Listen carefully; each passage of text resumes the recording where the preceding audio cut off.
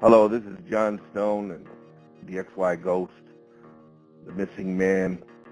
I'm here with Shimmy. How you doing? And Shimmy and I go back a long time, and we have a lot of things to say about single moms. Basically, I was raised by a single mom from the 1960s. She got into the feminist movement very early on. Grew up with my mother, my sister. My sister was single mom, 3 kids, 3 different men. And Shimmy, what were your experiences? Well, I think I come from a kind of a different experience.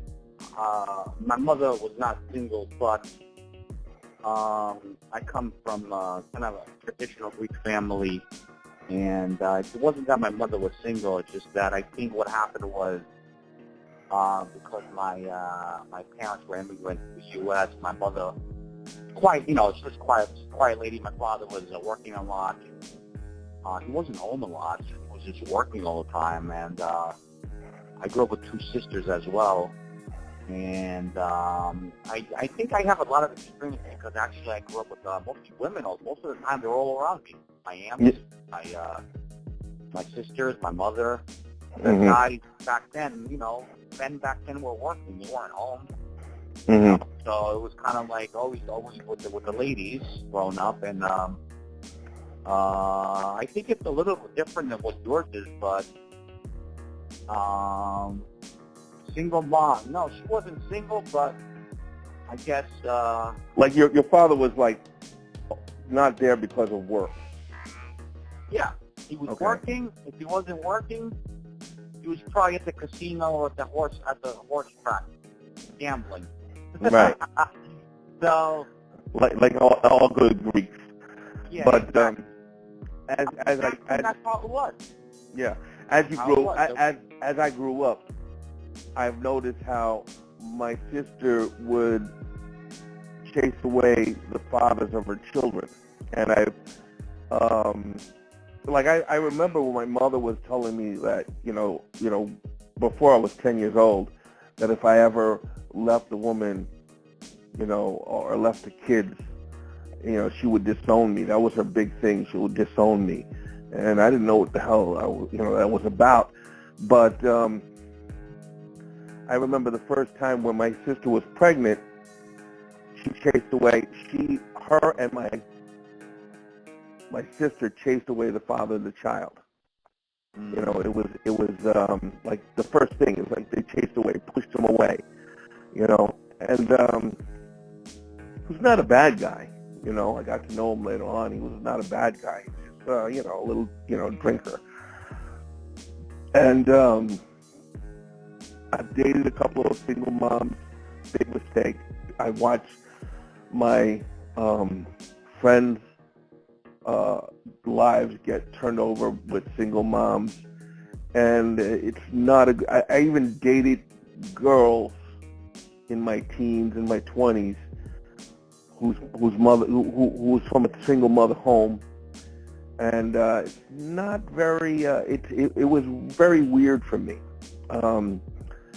One of the things that I've noticed, and I thought, this only happened here, and I just walked away, several times, and I was in my teens, when I was dating a girl of a single mom, the moms would hit on me, and, I thought it was very strange. I thought it was very surreal. I was like, what's going on here, and I felt really uncomfortable with that, and I just shrugged it off like maybe I'm misperceiving it. But when I sort of like ignored it, the mothers, and this happened a number of times with me, the mothers of the girlfriends that I would tell the girl, break up with me. And then all of a sudden, the girl will say, "I got to break up with you." Why? I don't know. Mhm. I just got to break up with you. Yeah. And it was never, it was like almost identical each and every time. The mother hit on me. I ignored it, denied it, rejected it. And weeks later, the girl's like, "No, I have to break up with you," not telling me why. And, I didn't put two and two together back then because I was like, "What's going on? I don't understand it," Yeah. That One happened. time, one time I was with Yeah, a girl, and her mom had 3 kids from 3 different men. All of them were like big businessmen. Like she had children from men that were very rich, and for some reason, my girlfriend's aunt was very close to the family, and she hit on me, and it was very, very obvious. And I sort of backed away, said, "No, this is not my thing." And she was pretty cool with that. She was like, "Okay, fine, I don't care," But it was very, very, very different. Later on, I had a couple of girlfriends. I had a bunch of girlfriends and female friends that had stepfathers. And again, several times during the course of me knowing them, they were, either they were girlfriends or they were just friends. They would tell me or tell others in my crew or my neighborhood that the father was touching them, right? Yeah. And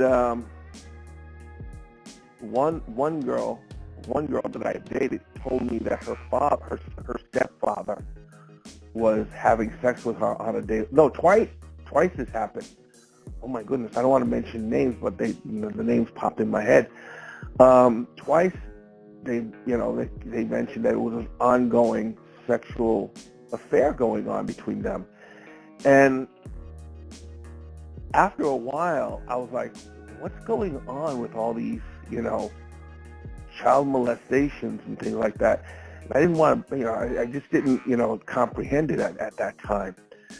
But I later found out, many years later on, that girls sometimes have fantasies about the stepfather, if there's a stepfather.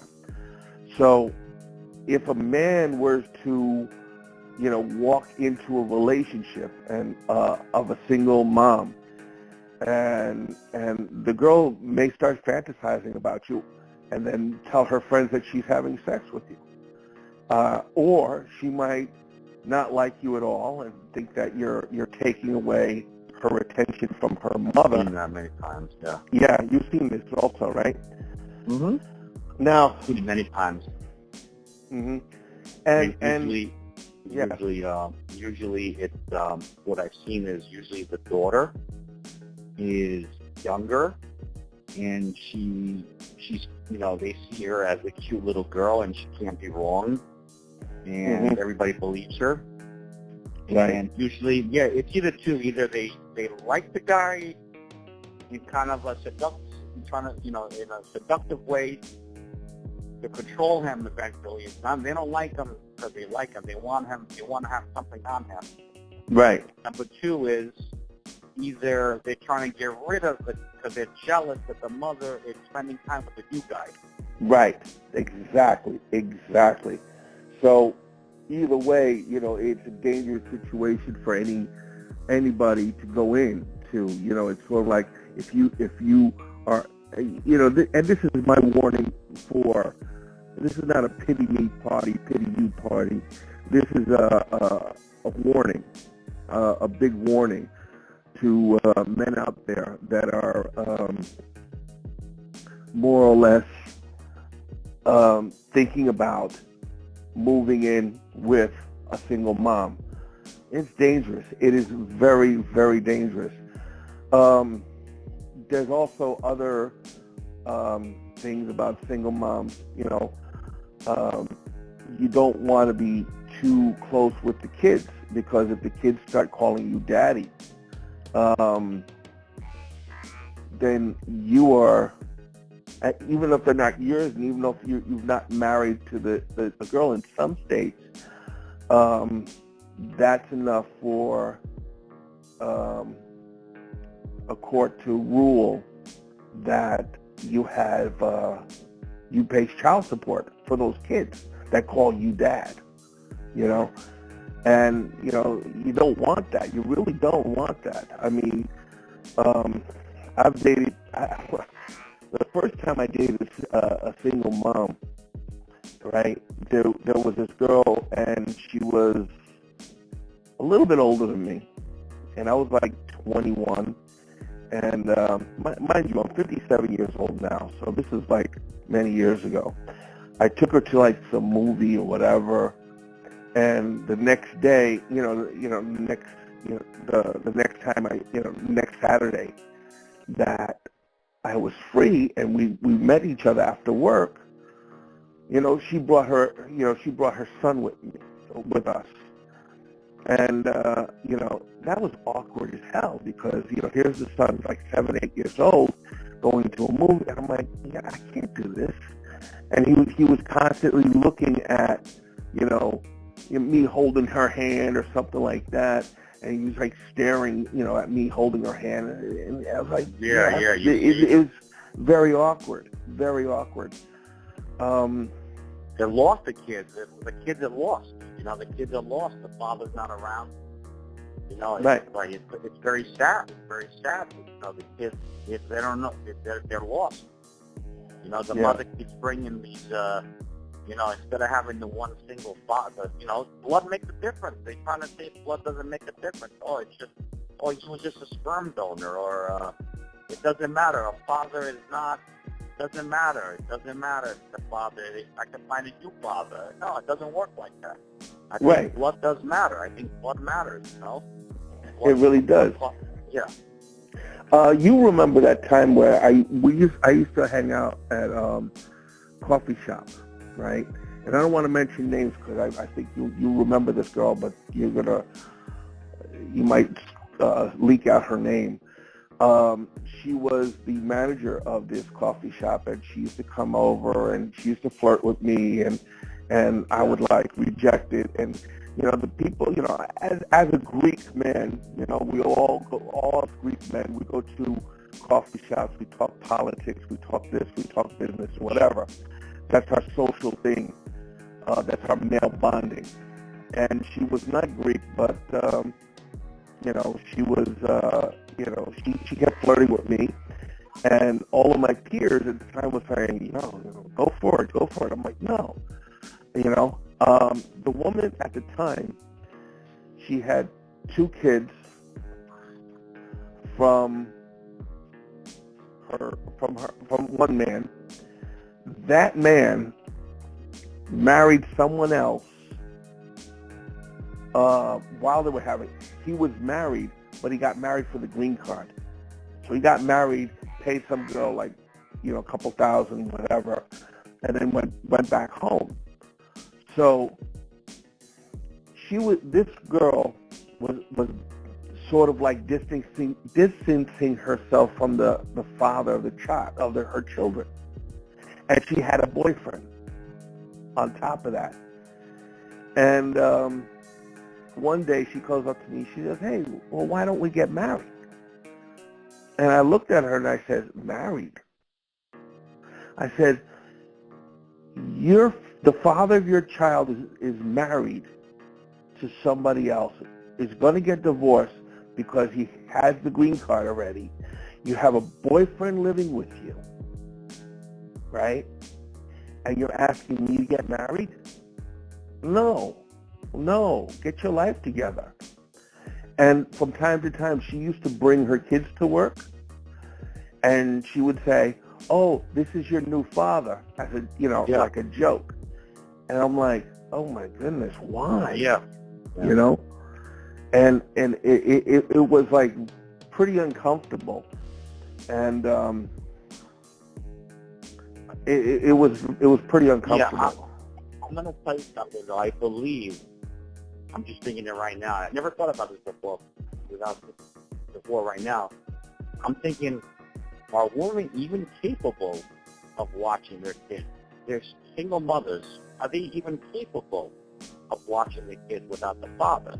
They're desperate when they find a guy to date. It's like, are they doing it because they want to date, or are they doing it because they can't handle their kid? They want somebody to help them with the kid. It's like, it's a catch-22. That's why I think dating single mothers is difficult. Like, where's your priority? That's not your kid. That's somebody else's kid. Right. So, when a man becomes single, and I've seen this 100 times, when a man becomes single due to a wife leaving or passing away, I've watched how men handle this situation.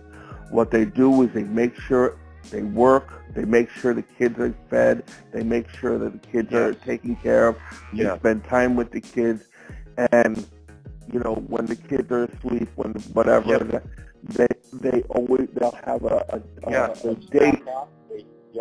They'll have a date, and they will separate that date from the children as much as possible until he knows that, you know, that it's a good match or whatever. You know, I've seen it 100 times, and I've seen men, you know, single dads, you know, they'll spend their entire lives, you know, having a romantic lifestyle outside of the family, not bringing any strangers into the family, because it's a stranger, it's an absolute stranger, you know, and it is really like, it is the most toxic situation you can walk into. I warn everybody, if you're in love with some girl that has kids, walk away now. Yeah. I mean, that's the first and foremost thing to do. Walk away.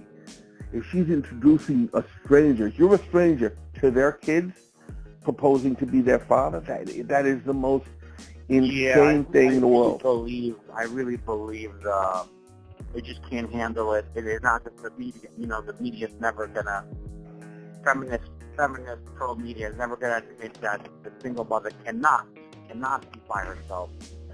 So the reason why I think these women are so desperate and saying, "Oh, Dad, you know, this is your new father," it's like they're trying to, like, basically force it, kind of. You know what I'm saying? Like, it's like they say it like a joke, but I mean, that's not a joke. Right. It's not a joke. And one of the reasons I think that this is happening is because, feminism came about in the 60s. And I'll tell you, it destroyed family life. It destroyed it. And it did it purposely. It did it absolutely purposely. If you look at a lot of the very, very wealthy people, the Rothschilds, whatever, how do you call it, the Rockefellers, they wanted to break up the family so they can get two people working and more taxes, you know, so they can tax, instead of just the father that makes money, the father and the mother, you know, get the kids in school, indoctrinate them real young. And also feminism basically empowered women. And, you know, personally, I would have loved to have a powerful woman beside me to join forces, not to be, you know, a competitor, just to be a join forces. I would love to.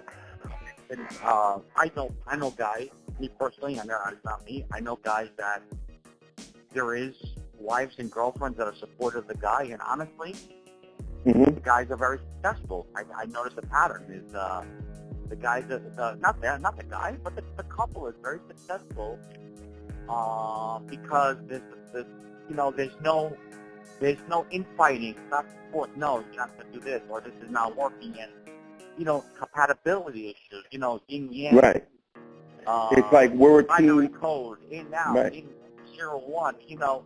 I think the female and male, we're meant to be different, but we need to be compatible too. So Right.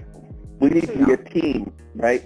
And what feminism did was they empowered women not to be stronger, but to be, I don't understand, I can't tell you, I can't explain it very well, but women think they're so powerful that they gravitate towards weak men, all right? And I'll tell you, like, every one of my sister's partners, I mean every single one of them. My sister was always taught to, my mother wanted my sister to be a doctor. My mother wanted me to be a garbage man since the age of 5. Seriously. I mean, she wanted me to be a garbage man. You could work in the sanitation. When I was older, don't go to college. You just get a civil servant job. Work for the Department of Sanitation. Like always, she was always pushing that on me. And it will make you a slave for the government. Right. So basically, women were taught to be. That's another thing. We'll leave that for another day, Right. another podcast. But that's a whole conversation by itself. The way Women were taught to be. Women were taught to be empowered by feminism, so they could be over their spouses and not partners with them. You understand? There's a difference. So women actually believe this in the movies. You see powerful woman, stupid guy. In the commercials, you see powerful, strong woman do everything, and stupid, dumb guy wants to be her. In the sitcoms, stupid guy, powerful woman. So they believe this, that they are. They don't believe that they're empowered to be part of a powerful team. They believe that they're empowered to the point where they can dominate a man. And the only way they can dominate somebody if they found a really strong flaw. And all the time, every single time I hear, a girl saying, "Oh, I divorced my husband." Okay, why? He is a cheater. Well, a cheater is a weak man. Oh, he gambled. Well, gamble's a weak man. My grandfather played the horses, but he used to play like a dollar here, a dollar there. Nothing big. Yeah, exactly. It was not a big deal. He was not, they come like, they make it like, oh, it's an evil guy. They're going to the racetrack, and they're going to the casino, and oh my God, they should be home with their families. Meanwhile, maybe the guy needs a little break from, Right. My grandfather took me to the Aqueduct racetrack back in the early 70s. And I loved it. I loved hanging out with my grandfather. My grandfather packed stories, my grandfather would pack a sandwich and everything. But I'm not talking about gamblers that, just spend a few dollars on the slots or, spend $1 or $2 on the horse races, just to like beat off some steam. I'm talking about, gamblers that are like degenerate gamblers. Women will partner with cheaters, alcoholics, drug addicts, and every single one of my sister's boyfriends, from the time she was 16 up until her last boyfriend, I mean, they were all characterized by the substance they have used. Every single one of them. And it was, I remember I used to date this girl, right? I used to date this girl, and she dumped me. This was like, I was like maybe 16 or 17. I was dating this girl. She dumped me for this guy, and I swear to you, he was nasty. I mean, he was a disgusting drunk. He was a disgusting drunk. At 19, he was a disgusting. She dumped me for this disgusting drunk that was 19 years old. And I sort of knew him from the neighborhood, and I was like, okay, fine, this is a big deal. She dumped me, and what happened was back in the 80s, by the time in the mid 80s, I saw him on the street in Washington Square Park, and he was like, he was drunk. He was on the floor, drunk. This guy. And my girlfriend dumped me for that. I'm not saying I was a great catch, but I wasn't a smoker, drinker, alcoholic, cheater, and every single girl, why'd you do? He was this, he was that. 80%. This is absolute fact. This is an absolute fact. 80% of women, 80% of divorces are initiated by women. Period. And a lot of people think that men pick the boys. Men pick the girls first. They don't. They present themselves, and the woman says, I'll accept you. I'll accept you. I'll accept you. There was a talk show a while ago where a woman was talking about, how she ended up marrying a prison inmate. All right. She was a very attractive woman. She's on this talk show, and she's talking about, how she was visiting her cousin in jail, right, in prison, and she would get hit on by somebody every once in a while. Sure. Right? And then she ended up marrying him. Right? Hold on. You fell for it finally. Right. So who did the picking? Do you understand? Yeah. Who did the picking? She did it. She had. Yeah. What they do is they're very slick. They're not going to show exactly that they did it, but they do put girls do put themselves in positions where they will get chosen. It's like a cat. A cat does not show they're sick until they're about to die. The same thing. Right. It's not going to show that they picked the guy until the guy realizes this years later. Right.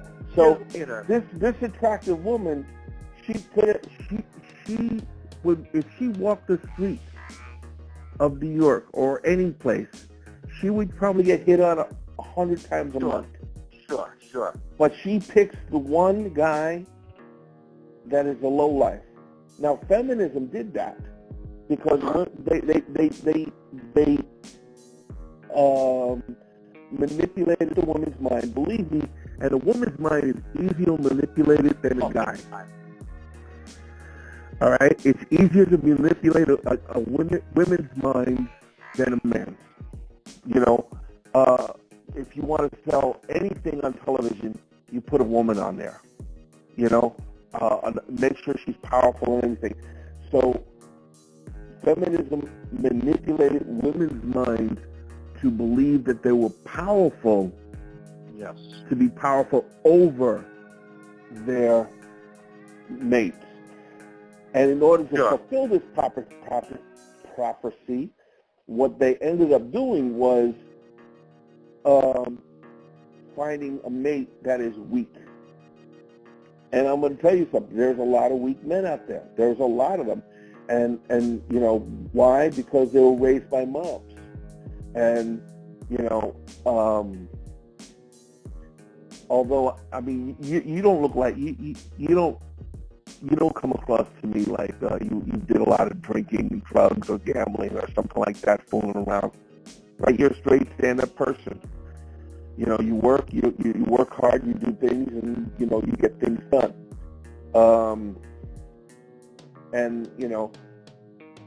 So am I. And a lot of single guys that I know that are single in their 40s and 50s, 30s, 40s, and 50s, they're like, they're hardworking persons. They're hardworking individuals, and women, they partner with.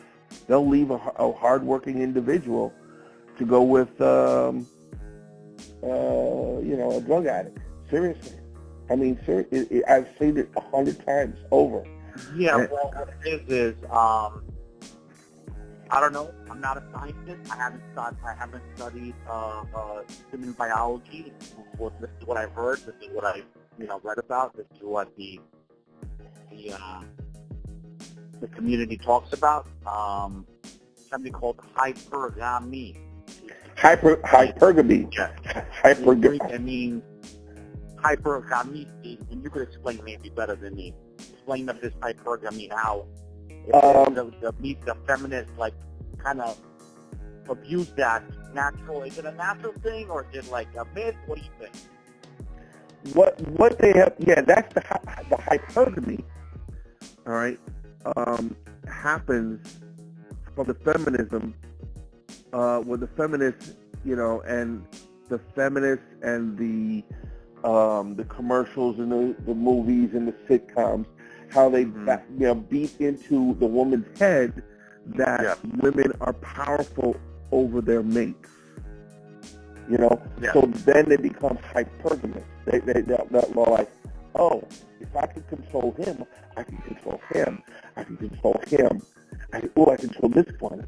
Oh, and women will have sex to control a man, right? And there's a running joke, and you could ask any married man. He says, how do you stop a woman from having sex? Marry her. Seriously, Yeah. Because once she's accomplished what she has accomplished what was sought after.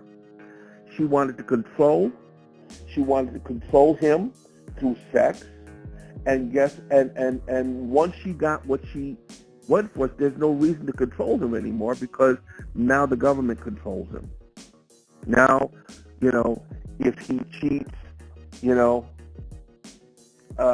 pays. He pays alimony, child support, and he gets the raw end of the deal. She gets the house.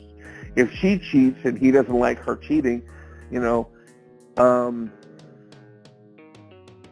she gets the house. She gets the alimony payments. She gets the kids. He gets to pay the child support. It doesn't. It's a system where the man is always wrong, and the women love it. Okay. And hypergamy. We're talking about single moms today. So what I'm trying to do with the hypergamy is that might be the cause of her getting rid of the first father. Mm-hmm. Think about this for a second. Even if it was an accident, right? I mean, are pregnancies accidents? That's another thing is, yes, it could be an accident. In the past, say in the 40s and 50s, there was very little unplanned pregnancies, right? Right. So, okay, let's say it is an accident. Okay. In the past, what would they do? They would not go out and find another guy. What would they do? They probably would marry the guy that it happened with, correct? Right. Okay. Or they would hide the fact that they were pregnant, right? Raise their son and daughter, or daughter as a sister or brother. Yes, exactly. Right, and they would hide it from that, or they would give the baby up, not for adoption, but to the aunt or uncle, or they would give it to the parents to raise, and they would help out. People didn't want to show, hey, my daughter is a slut. Another thing about single moms is this. I don't know any man on the planet that wants to see his sons and daughters raised by another man, right? I was at a friend of mine's house. I was at a friend of mine's job, right? And he works in New York City in a hotel, and he works in a loading dock. Now, there was a man that he worked with that was, sleeping with a single mom, right? And he moved into the single mom's apartment, and he started disciplining the children, right? And what happened was somebody came into the back of this hotel in New York City, right? Searched out my friend's partner and clocked him in the jaw. He says, "You ever touch my child again, I will beat the hell out of you even more." Cops came. They were called. He said, "No, I'm staying right here." Big, bulky guy, right? Cops came and says, the man says, "If this man puts charges on me, I'm going to put charges on him for touching my children," right? and that's what that. Why would you want to put yourself in a position where you're going to be, you're going to see and hear from the father of those children? Yeah. I mean, why? Yeah. Go on. It doesn't make any sense. It makes no, you're going to partner with a woman that has kids from another man, and that other man is going to see his children every 2 weeks, right? Yeah. And you're going to see the man, you're going to see your new girlfriend's ex-lover. Now, most women, they will destroy pictures. And I've seen this before. I had a girlfriend once, and back in the day, back in the early 80s, in the 70s, 80s, 90s, we had pictures and photo albums on our coffee tables in our apartments, right? And I invited my girlfriend. My girlfriend used to sleep over my place every once in a while. And I looked at my photo album one day, and I saw pictures missing. I mean, pictures of my cousin. My cousin was training to be Miss America. She was in these pageants and everything like that. And it was me and her hugging. It was my first cousin, right? I had pictures of my first cousin that were ripped up or not, that were taken out of the phone book. So my present girlfriend didn't like to see pictures of me with other women, thinking that, oh my God, that's a girlfriend. And she took it upon herself to take these pictures out of my photo album. And I know that women these days, what they do is they end up looking through people, their boyfriend's phones and deleting pictures of, any girls, right? We know that always happens. So women don't want to see pictures of past, of other girls with their guys or past lovers. Why would you want to put yourself in a position where you see your girlfriend's former lover every 2 weeks for visitation? Yeah. It doesn't make any sense. It is a losing proposition. I would rather be single, and I am single. I would rather be... I'm thinking also, there's the single mothers phenomena is... they also have this very bad reward that they get for being single mothers. The government awards them with welfare, food stamps, anything they want, Section 8. Single mother gets whatever she wants. On top of that, she'll get money for the kid. No question asked. Right. The father says, well, he was raped by the mother for having the kid. He was forced to have the kid. She tricked them by saying that it was on birth control pill. Right. Wasn't. Whatever he says, they don't care. The court will force the guy to give most of his salary away to the lady and his kid that he doesn't even see. I think that's one of the worst things that is out there, and that's probably one of the biggest problems why it's the single mother phenomenon, why they try to move to the next guy and the next guy and the next guy and the next guy, because they get a reward. Yeah, they really do. They get, they don't, man gets punished if he does something wrong in a relationship. Man gets punished if it's perceived that he did the wrong thing in a relationship. Man gets punished if it's, if she does wrong in the relationship. Man gets punished all the time, Also, the kids get punished. Seriously. I knew all of my mother's boyfriends, before I knew my father, and my mother, ask my sister what happened between my mother and my father, and my sister will have a story that my father was bad, right? I never asked him. I've never asked him. I reunited with him when I was 17. When he got married, he got married. I left the apartment. I couldn't deal with that anymore. I separated myself, and then 17, 18 years later, I meet up with him again, and I'm connected with my two half brothers. I love my stepmom. She talks a lot. She's a little bit wordy. She's a little bit, whatever. But she's a great woman. She's a great, strong, intelligent woman, and I love her. All right, but we have me and my brothers have a really good connection now. Me and my father have a good connection now. My mother passed away a couple of years ago, and my father has never told me, and I never asked him. I've never asked him what happened between my mother and my father.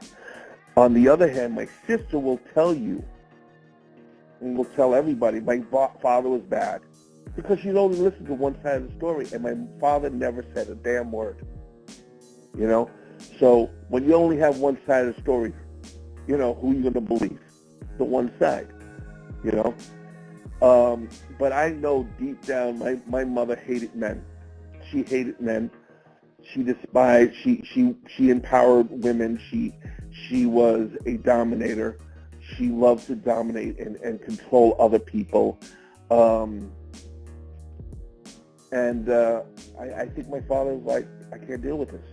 Yeah. So let's talk about this for a second. You're saying your mother was like that. Now, was her parents together? Yes, right? They were traditional Greek Italian family. So where do you think this came from? Like, what's the switch there? Like, did she go to college? Did she see a lot of these protests? What was it that made her like that? What was it? I think it was like she didn't. My mother went to college, and she didn't do any protests or anything like that. She looked like the typical, good girl of the 1950s.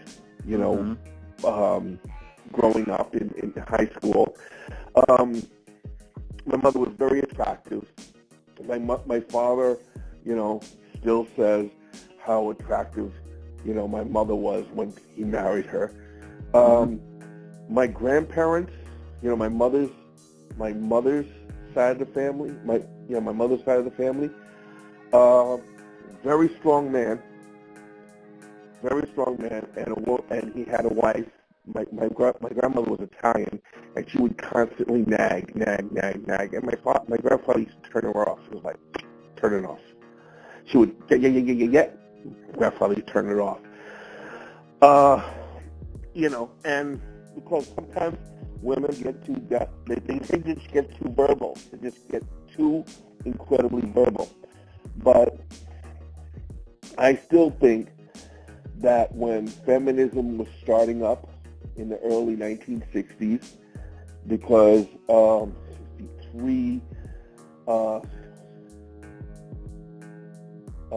67, 68, I think 1968, my parents broke up. I'm not sure. I think I was 4 or 5 years old.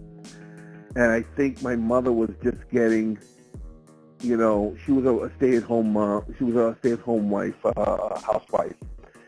And what she used to do was she used to, you know, she stayed home. And I guess she stayed home and watched television and was very interested in the feminist movement. And she was like, TV. I don't need a man. I don't need a man, you know? Yeah. And then she made up an excuse. I mean,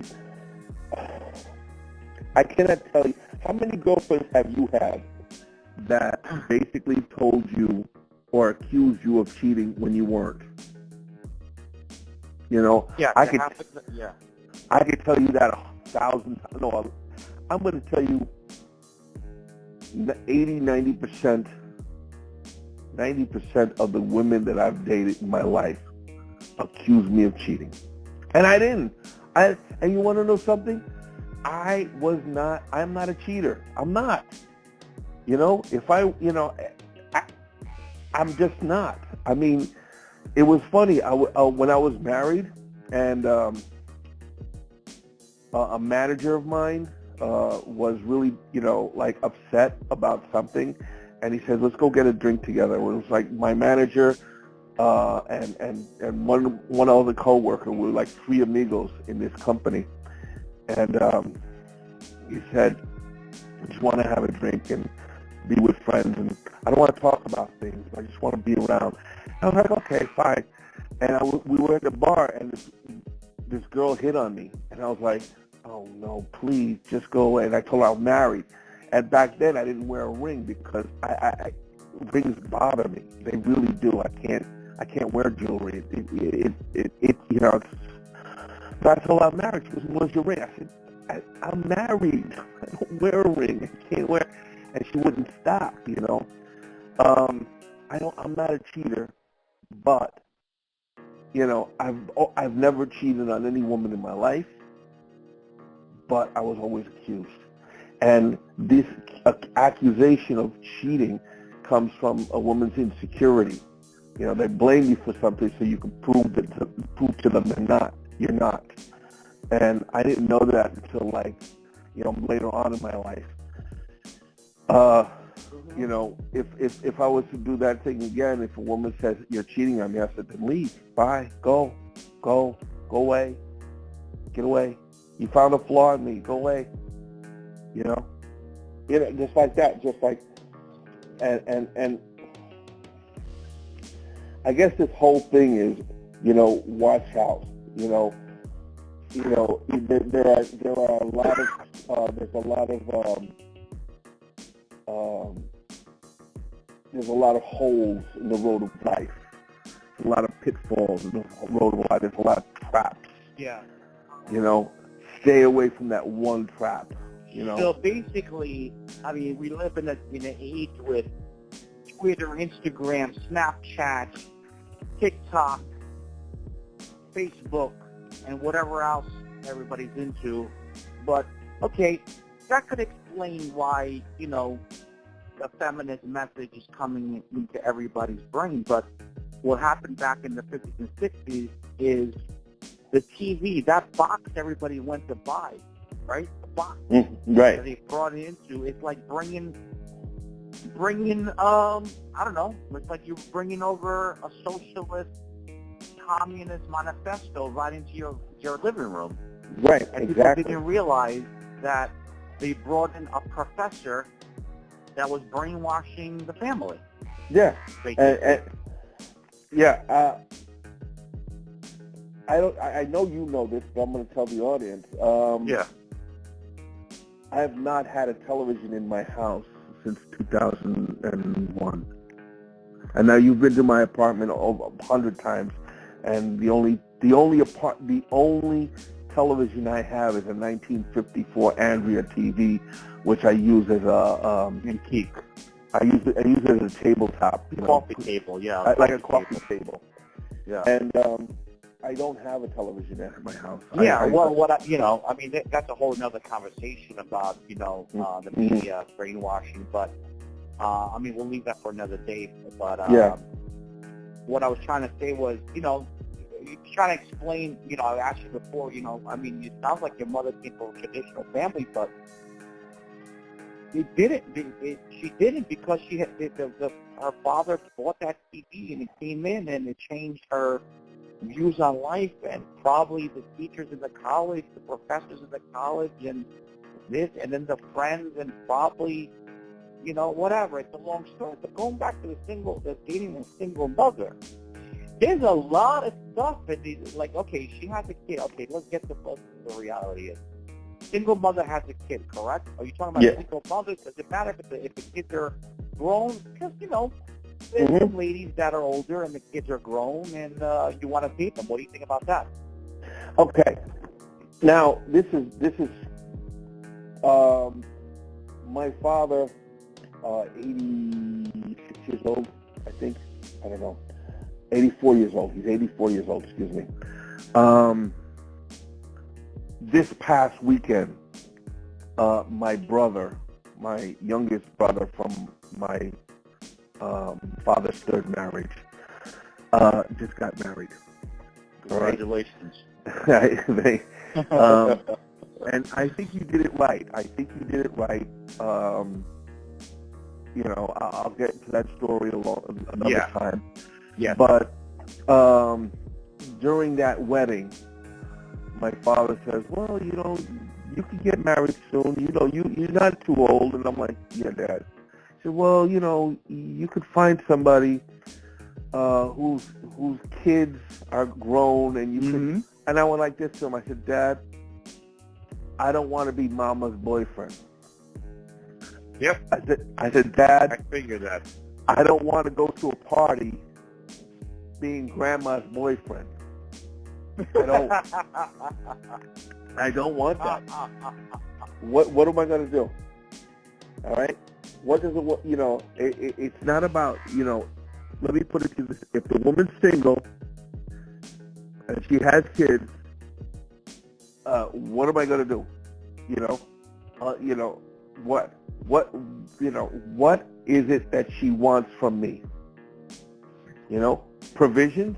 No, I'm not going to be dad. I'm not going to be Grandma's boyfriend. I'm not going to be Mommy's boyfriend. I'm not. It's not for me. I'm not doing it. You see me out in the street. I've seen you out in the street. I've seen you out, in public. You're what? How old are you if you want to, I'm 57. And you saw me the other day with that girl, she gave me her number, whatever. It was easy. Once she was 23 years old.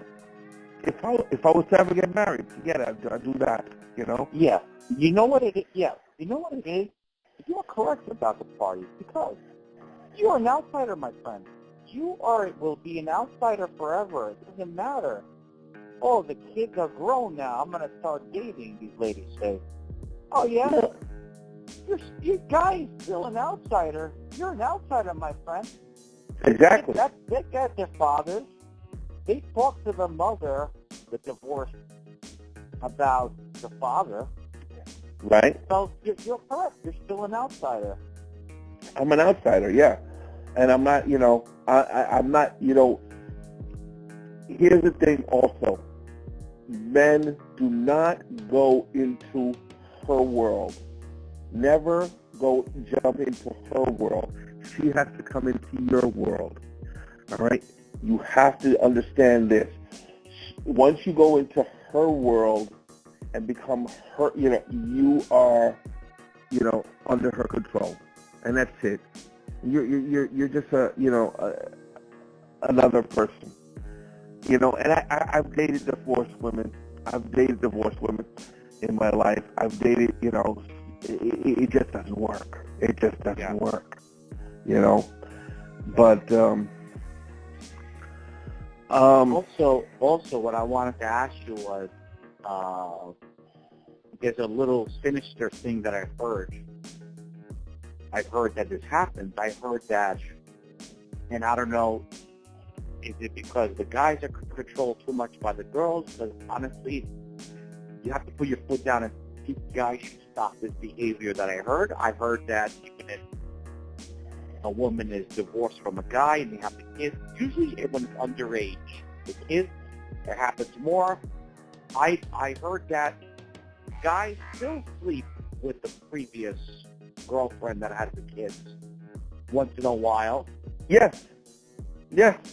I don't know this phenomena. The only way I can explain it is they're doing it to bait the guy because the guy's giving the child support. I mean, why would they still keep this guy around if they don't want him anymore?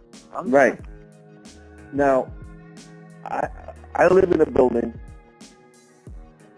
where, I live in a building, 54 apartments in this building in New York City, and there was a couple that lived on the third floor, husband, wife, brother and sister, live on the third floor.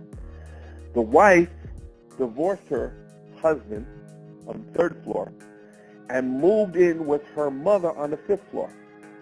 All right? True story. Now, she's on my floor. I know her for years. I lived in this apartment building for like 29 years, 32 years, and I barely know people's names. Barely. Yeah. Because I just said Yeah, hello. You're a private guy. You don't mind your business. Yeah.